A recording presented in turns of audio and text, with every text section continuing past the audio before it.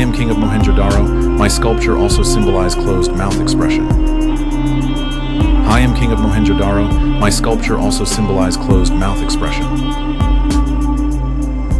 यह creator of civilization androgynous dying and rising authority, जिनकी पत्नी एंड्रोजिनस मदर गॉडेस है, उन्हें भारतीय वैदिक मान्यता और प्राचीन Egyptian book of the dead में रूलर ऑफ इटर्निटी संबोधित किया है, जिसने अलग अलग नाम लेकर बार बार आकर प्राकृतिक आपदा के बाद सभ्यता की पुनर्स्थापना की। तो यह अथॉरिटी को ही अलग अलग मिथकों में पृथ्वी पर जन्म लेने के बावजूद एलियन बताया है, और इसी अथॉरिटी ने अलग अलग जगह पर बंद मुंह एलियन फर्टिलिटी के चिन्ह पीछे छोड़े हैं। और यह अथॉरिटी प्राचीन समय में किस तरह से कार्य करती आई है, तो इस रहस्य की चर्चा हम इस वीडियो में करेंगे। Amun-Ra, also recognized as Marduk in Sumerian text, was the chief god deity of Babylon and is an immortal Anunnaki alien who has covertly governed and owned planet Earth for millennia and still owns it now. इस बाढ़ के बाद सभ्यता की पुनर्स्थापना करने वाले androgynous dying and rising authority को रूलर ऑफ इटर्निटी संबोधित किया है। भगवद गीता के श्लोक 4.6 के अनुसार उसका चेहरा हर एक जन्म में एक ही होता है, और हमने इस टाइमलाइन सीरीज में 50 से 30 लाख साल से इस अथॉरिटी के संबंधित बंद मुंह के चिन्ह पाए हैं, और 700 BC तक के समय काल तक हमने इस अथॉरिटी के संभावित अलग अलग जन्मों की चर्चा की।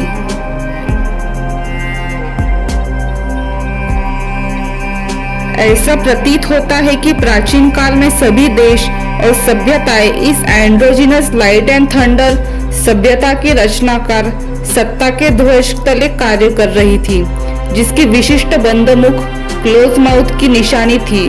साथ ही प्रत्येक देश का अपना अलग अलग ध्वज भी था। इसी कारण हमें हर एक सभ्यता में इस सत्ता का वही बंद मुख फर्टिलिटी सिंबल मिलता है, जो इसकी विश्वव्यापी शाश्वत सत्ता और शासन को सिद्ध करता है। साथ ही प्रत्येक देश के पास अपना एक अलग विशिष्ट ध्वज भी था।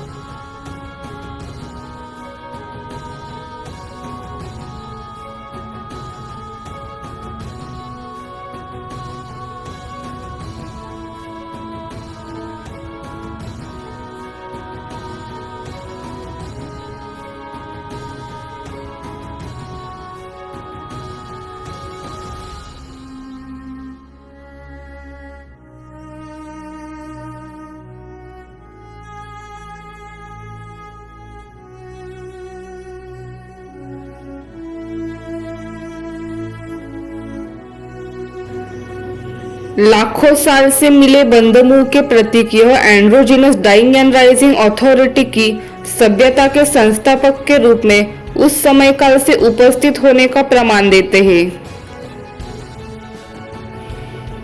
यह राजघराने और सभ्यता के संस्थापक अथॉरिटी को हमेशा फर्स्ट मैन के रूप में जाना जाता है, अर्थात अलग अलग प्राचीन सभ्यता की मान्यता के अनुसार फर्स्ट मैन अर्थात मानव वंश की शुरुआत इसी एंड्रोजिनस अथॉरिटी से हुई है, जैसे कि हमने पहले के वीडियोस में इस पर चर्चा की है।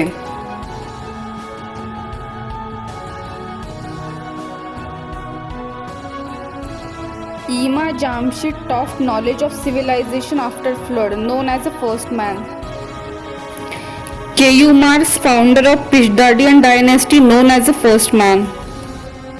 Androgynous Phungshi, 2000 BC, taught knowledge of civilization after flood and known as the first man. Da Yu Great, after flood, established Shia dynasty and known as the first man. Hopi civilization, teacher, Maso, earth caretaker, promised to return and known as the first man. Shri Ram, known as Adi Purush, means first man. Pelasgus taught knowledge of civilization and known as the first man. Androgynous Kon-Tiki taught knowledge of civilization and called first man on Tahiti Island. In Africa, Ogun, known as the deity of the justice and first man who arrived on earth. Wood, teacher of the Kuba kingdom in 17th century, known as the first man. वह प्रत्येक राष्ट्र की सभ्यता के खोए हुए ज्ञान को पुनर्स्थापित किया करते थे, इसलिए प्रत्येक राष्ट्र के राजा और प्रजा को उनसे अथॉरिटी प्राप्त होती थी। हमने पिछले वीडियो में पहले ही देखा है कि कैसे सभी राष्ट्रों के राजा अपने अथॉरिटी और वंश को एंड्रोजिनस अथॉरिटी से ट्रेस करते हैं, जिसने उनकी सभ्यता की स्थापना की थी। हमूराबी को एंड्रोजिनस अनुनाकी मार्दुक से अथॉरिटी प्राप्त होते हुए चित्रित किया गया है।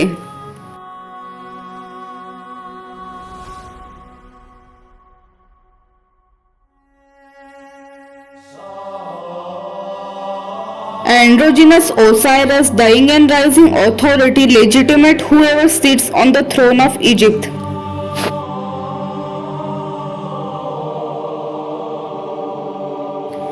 Androgynous Odin, legitimate whoever sits on the throne of European dynasties. Pyramid priests receive authority from androgynous Thoth. ऐसा प्रतीत होता है कि प्राचीन सभ्यताओं में सभी सभ्यताओं के खरगोश प्रजातियों के शासक एक साथ काम करते थे। शायद खरगोश प्रजातियों के लिए एक सर्वोच्च विश्व संगठन था जो संयुक्त राष्ट्र के समकक्ष काम करता था, और यह एंड्रोजिनस लाइट और थंडर अथॉरिटी के तहत कार्य करता था।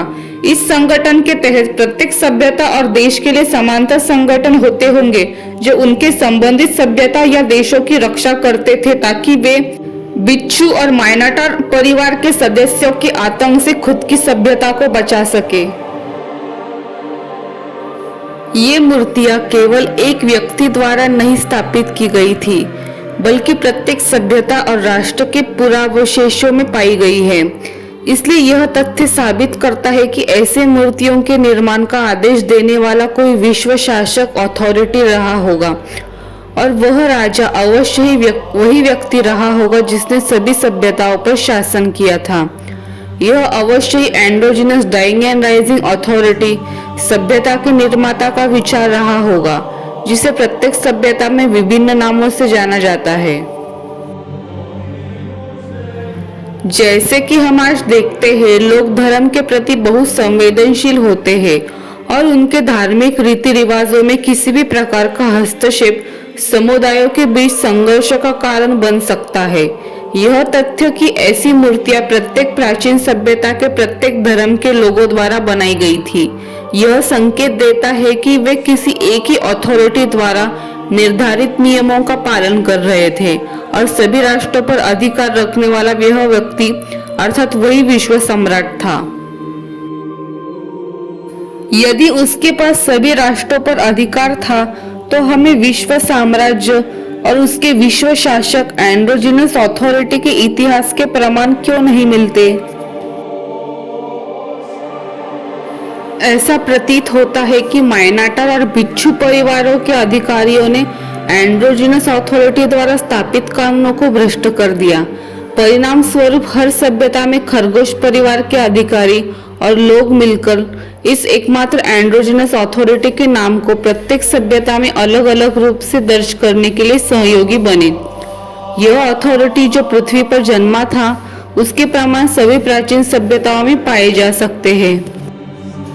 हालांकि इसे संभवतः जानबूझकर एलियन के रूप में दर्ज किया गया, ताकि भविष्य की सदियों में सभ्यताओं के पतन के बाद मायनाटार और बिच्छू परिवारों के हाइब्रिड अधिकारी यह कभी न जान पाए कि वही एंड्रोजिनस अथॉरिटी प्रत्येक सभ्यता में अलग अलग नामों से जाना जाता था।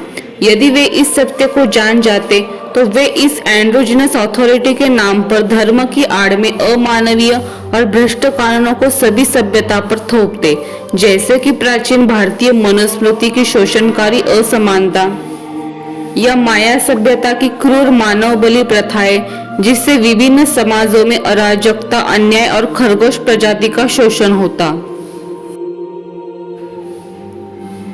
तो यदि किसी एक राष्ट्र में ही किसी मायनाटार परिवार ने इस एंड्रोजिनस अथॉरिटी के नाम पर मायनाटार और बिच्छू जैसी प्रथाएं या कानून लागू किए, तो यह केवल उसी राष्ट्र तक सीमित रहना चाहिए जब तक कि यह डाइंग एंड राइजिंग अथॉरिटी पुनर्जीवित होने वाला शासक आकर इसे हटा न दे। सभी वैश्विक राष्ट्रों को इस प्रकार के भ्रष्टाचार का शिकार नहीं बनना चाहिए, अन्यथा सभी राष्ट्रों में मायनाटार और बिच्छू परिवार आपस में मिलकर अपने देश में शोषणकारी प्रथाएं लागू करेंगे और इस एंड्रोजिनस अथॉरिटी के नाम पर राज करेंगे। इस स्थिति में सभी राष्ट्रों की खरगोश प्रजाति की आबादी सभी राष्ट्रों के मायनाटार और बिच्छू परिवार की शक्ति और आतंक के सामने कमजोर पड़ जाएगी। यह एंड्रोजिनस अथॉरिटी महान बाढ़ और आपदाओं के बाद सभी सभ्यताओं को पुनर्स्थापित करने के लिए जिम्मेदार था। इस एंड्रोजिनस अथॉरिटी के साथ प्रत्येक राष्ट्र की सरकारें भी मौजूद थी, जैसे कि पिछली वीडियो में देखा गया। संभवतः प्राचीन समय में प्रत्येक देश का अपना एक झंडा था, जबकि इस एंड्रोजिनस अथॉरिटी का एक अलग और विशिष्ट झंडा था। परिणाम स्वरूप इस अथॉरिटी को प्रत्येक देश में अलग अलग नामों से जाना जाता था। अपने राष्ट्रीय इतिहासों में इस एंड्रोजिनस अथॉरिटी को एक एलियन के रूप में दर्ज करके सभी राष्ट्रों की रैबिड स्पीसीज ने सुनिश्चित किया कि सभ्यताओं के पतन के बाद कोई भी भविष्य की सभ्यता, विशेष रूप से स्कॉर्पियन और मायनाटार परिवार, कभी भी इस तथ्य का प्रमाण न पा सके कि वही एंड्रोजिनस अथॉरिटी एक समय में सभी प्राचीन सभ्यताओं पर शासन करता था। इन सभी पहलुओं को ध्यान में रखते हुए यह निश्चित रूप से इस एंड्रोजिनस अथॉरिटी का उद्देश्य प्रतीत होता है। इसलिए हमें इतिहास में एक सार्वभौमिक वर्ल्ड रूलर का इतिहास नहीं मिलता, बल्कि एक ही चेहरे वाले इस एंड्रोजिनस अथॉरिटी को विभिन्न राष्ट्रों में अलग अलग नामों से और एक एलियन के रूप में चित्रित किया गया है। इस एंड्रोजिनस अथॉरिटी का संभावित उद्देश्य यह है कि भले ही भविष्य की सभ्यता के मायनाटार परिवार इस एंड्रोजिनस अथॉरिटी को विभिन्न राष्ट्रों में इक्विवेलेंट अथॉरिटी के रूप में पहचान भी ले, लेकिन यदि इसे एलियन के रूप में उल्लेखित किया गया हो तो वे भ्रमित हो जाएंगे और यह मान लेंगे कि यह सभी देशों में एक ही व्यक्ति नहीं है। परिणाम स्वरूप अन्य राष्ट्रों के मायनाटार और स्कॉर्पियन परिवार के सदस्य किसी भी अन्य राष्ट्रों के मायनाटार परिवार के प्रभाव को स्वीकार नहीं करेंगे और न ही उसके नाम पर किए गए किसी भी गलत प्रथा या कानून के प्रचार को मान्यता देंगे। इस प्रकार इस एंड्रोजिनस अथॉरिटी ने यह सुनिश्चित किया कि मायनाटार परिवार की शक्ति सभी राष्ट्रों में न बढ़ सके। This is my own personal imagination and interpretation or opinion by observing all facts not mentioned anywhere. Under this logo, crack the puzzle of unknown. We are trying to connect puzzle of ancient civilizations mysteries. फिर इस androgynous authority के मृत्यु के बाद फिर इस androgynous authority का बंद मुंह वाला फ्लैग सभी सभ्यता द्वारा नीचे किया जाता होगा और भविष्य की सभ्यता के लिए सभी सबूत नष्ट किए जाते होंगे कि इस एक ही अथॉरिटी ने सभी सभ्यता में अलग नाम लेकर एक ही नियम बनाए थे और सबको सब समान सभ्यता का ज्ञान दिया था और उसका राज सभी सभ्यता पर था। Till he comes again in next birth. फिर जब यह एंड्रोजिनस अथॉरिटी पुनर्जन्म लेकर इतिहास में वापस आती होगी तो वह एक बार फिर वही सेम चेहरा और उसका बंद मुंह एलियन फर्टिलिटी का आइडेंटिटी कोड प्रतीक दिखाकर अपनी अथॉरिटी और मंशा को सभी देशों के सामने सिद्ध करती होगी। वह यह प्रमाणित करती होगी कि उसने प्राचीन काल में अलग अलग नामों से सभी सभ्यताओं की स्थापना की थी, क्योंकि उसके नाम पर प्रत्येक सभ्यता के स्कॉर्पियन सदस्यों द्वारा गलत प्रथाएं शुरू की जाती हैं। साथ ही वह यह स्पष्ट करता होगा कि वह एलियन नहीं है। जिन्होंने भी सभ्यता का ज्ञान एलियन कहकर दिया, उन सबका चेहरा एक ही है, अर्थात यह डाइंग एंड राइजिंग अथॉरिटी है, जिसकी चर्चा हम आगे की वीडियो में करेंगे। फिर से इस अथॉरिटी के नाम पर जिस भी देश में माइनोटार और स्कॉर्पियन फैमिली ने गलत प्रथा कानून बनाए होंगे, वो उसे निकालती होगी और फिर से सही कानून नियम आध्यात्मिक सिद्धांत के आधार पर पुनर्स्थापित करती होंगी। ऐसा मुझे प्राचीन सभ्यता के एनालिसिस से लगता है। In the text of Colibrin, Osiris goes so far as to risk his own life to save a man from being sacrificed. In this account, he draws fire from out of the air in order to protect himself from being attacked by those who were just about to perform a human sacrifice. पर कई बार ऐसा दिखाई पड़ता है कि माइनोटार scorpion hybrid family के creature आसुरी चीजें छोड़ने के लिए इस एंड्रोजिनस अथॉरिटी की बताई बात भी नहीं मानते। शायद इसी कारण इन्होंने हर एक सभ्यता में अलग अलग नाम लिए हैं, ताकि कम से कम वह आसुरी मानसिकता दूसरी सभ्यता में ना जाए। जैसे कि प्राचीन मान्यता के अनुसार क्वाट्ज़लकोएटल ह्यूमन सैक्रिफाइस के अगेंस्ट थे। Androgynous Quetzalcoatl's fight with Tezcatlipoca over human sacrifice evil practices. ऐतिहासिक रिकॉर्ड के अनुसार बुराई की शक्तियों का प्रतिनिधित्व करने वाले तेजकटलीपोका को लेकर एक कथा प्रचलित है कि वे एक लंबे समय तक क्वेट्ज़लकोएटल के साथ संघर्ष में उलझे रहे। कुछ क्षणों में एक पक्ष को जीत मिलती तो कुछ क्षणों में दूसरे पक्ष को।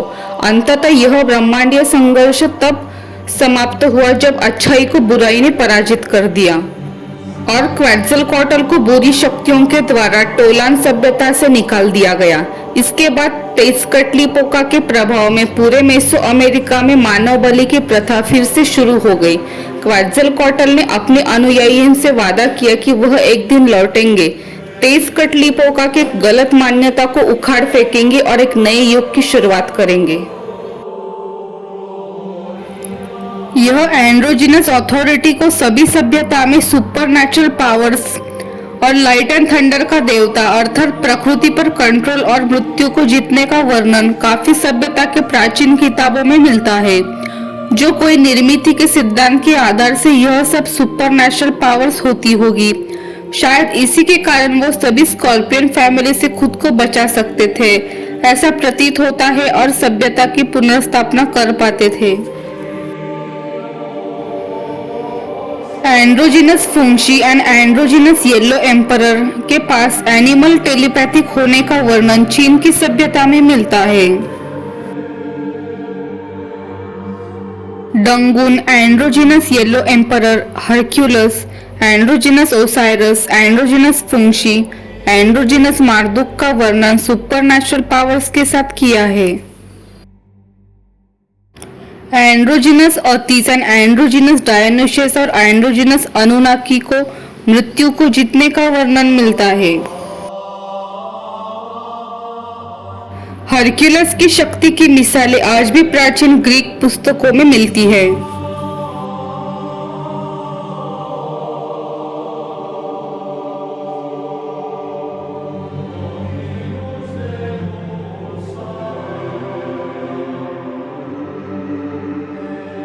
Rama Indian dying and rising authority मृत्यु को जीतने के समान वर्णन है।